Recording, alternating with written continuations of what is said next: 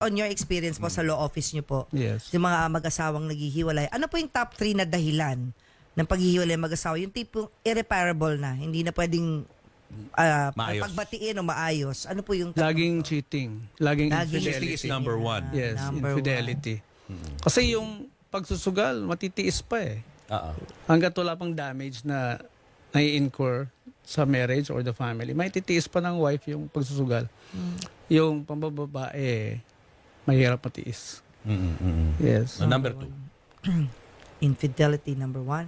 Yung Number 2, alak, bisyo, bisyo. Any vice. kind of bisyo. any kind of Drugs. bisyo, Yan. yes. Alak, drugs. They will all destroy the marriage actually. Yeah. Kaya hindi siya kailangan ng marriage. Which goes back to the definition of marriage in our family code, yung Article 1. Special contract siya na hindi natin pwedeng ipasok yung ating terms and conditions or stipulations, sabi doon.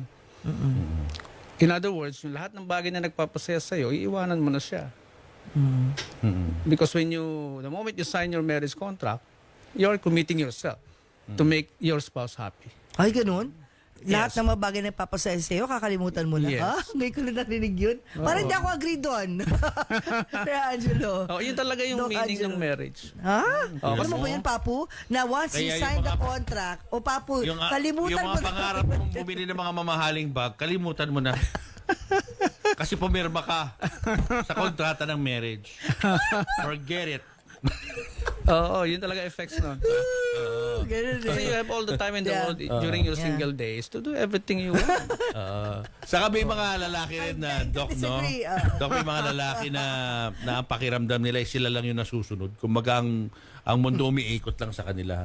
Ayan, Naging di ba? boss din yun, no? Sinabi mo yun, Nanghiwalay. narcissistic Oo, men. narcissistic Oh. yun. No? Marami bang ganun na mga nagre-reklamo, na mga I'm misis, sure. na ang asawa nila eh parang Me. ano ba to? Parang ang buhay ko umiikot lang sa mundo ng mister ko. Wala na akong karapatan. Parang siya na lang lagi nasusunod. Oh, Or the kasi other nga, way around. the men, pag lack of knowledge about the proper handling of relationship, they tend to be dominator.